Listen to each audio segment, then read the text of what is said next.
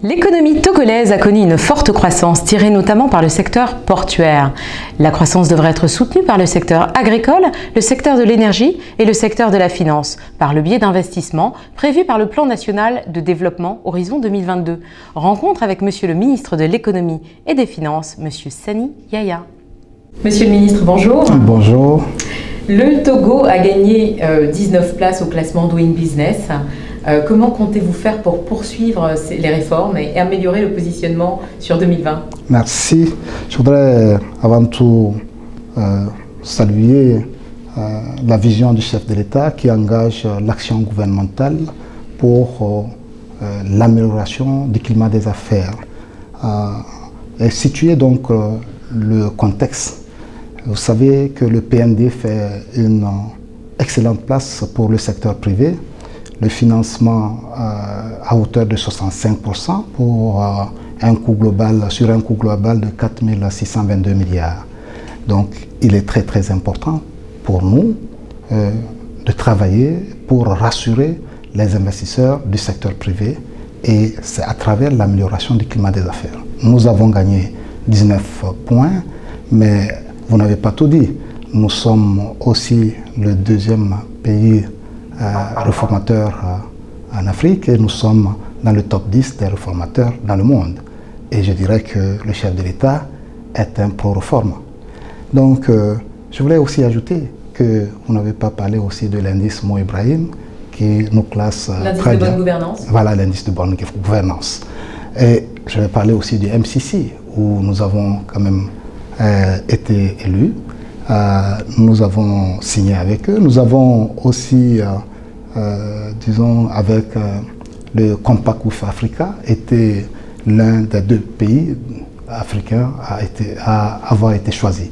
Donc, tout ça démontre le dynamisme du gouvernement en ce qui concerne la mise en œuvre des réformes au Togo. Et pour poursuivre et gagner encore plus de points, nous allons poursuivre le travail d'assainissement des finances publiques.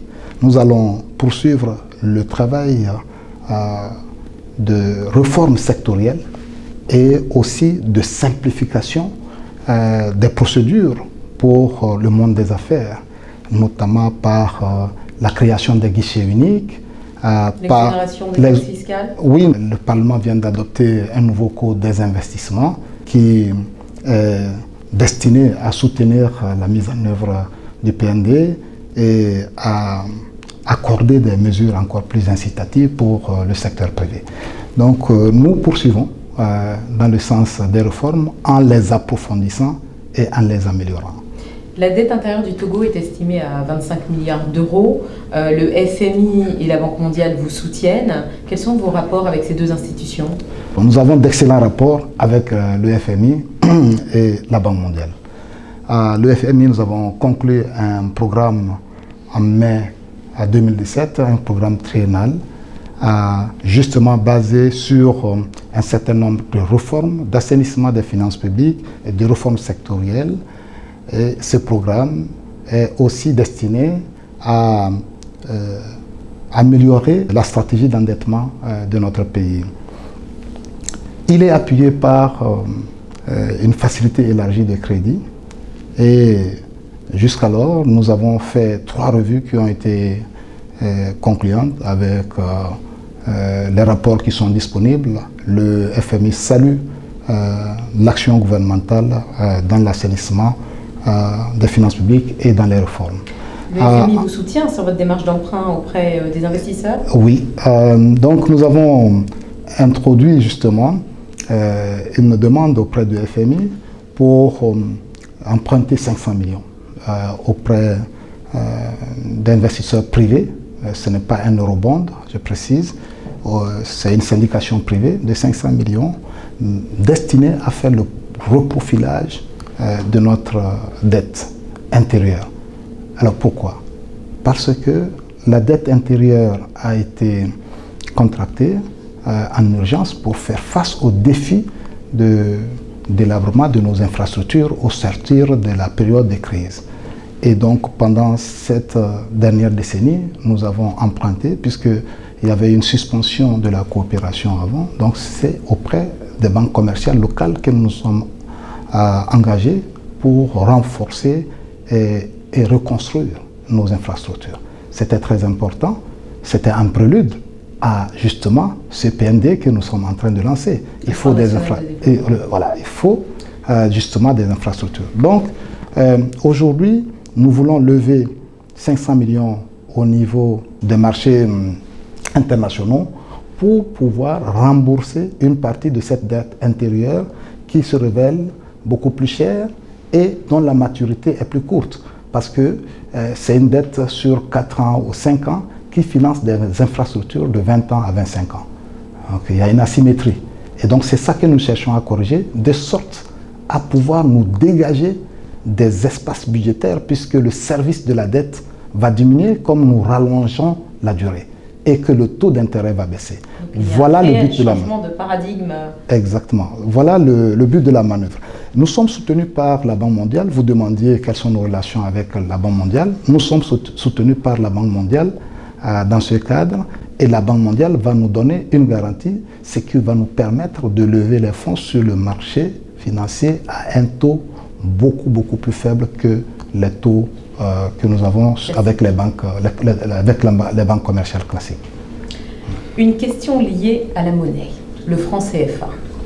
Est-ce que le Togo envisage un jour de sortir du franc CFA? Nous, on entend ce débat, qui est un débat très passionné, nous trouvons.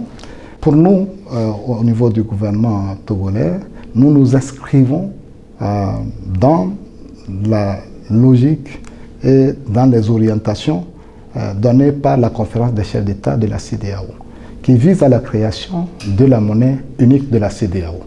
Et le gouverneur de la Banque centrale des États de l'Afrique de l'Ouest, en relation avec les autres gouverneurs de la zone des pays de la zone CEDEAO, ont été chargés de proposer, disons, un schéma pour aller vers la monnaie unique CEDEAO. C'est dans ce débat que nous sommes. Nous ne sommes pas dans le débat sortir monnaie CEDEAO. Pour nous, en tout état de cause, nous ne voyons aucun mal d'avoir une monnaie unique. Maintenant, si le nom peut être un peu susceptible pour certaines personnes, c'est des choses qu'on peut, disons, sur lesquelles on peut échanger, mais à tête reposée. Mais sortir du franc CFA n'est pas le débat au niveau du gouvernement togolais. C'est plutôt aller vers une monnaie unique d'une zone plus élargie. Parce que nous savons ce que la monnaie unique nous apporte au niveau de la zone UMOA. Voilà. D'après vous, cette monnaie ne freine pas le développement de la région? Bon, prenons les taux de croissance dans la sous-région. Bon, nous-mêmes, nous sommes à un taux moyen au-dessus de 5%. Les pays qu'on appelle les locomotives sont allés jusqu'à 8%. La Côte d'Ivoire, le Sénégal, ils sont autour de 7-8%. Et donc, nous ne pensons pas que une monnaie unique soit vraiment un frein. L'euro n'est pas un frein pour la zone euro. Maintenant, il peut y avoir, comme nous l'avons dit, certaines choses qui sont liées peut-être à la dénomination, parce qu'on a entendu ce débat aussi, mais je dis que c'est un débat qui peut se faire et apporter quelques améliorations, notamment aussi dans le mécanisme de l'arrimage de franc CFA avec l'euro. Donc voilà ce que nous, on va dire, mais on n'est pas, disons, dans le débat de sortir. Ce sera donc le mot de la fin. Voilà. C'était le ministre de l'économie et des finances, M. Sani Yaya, sur 54états.fr.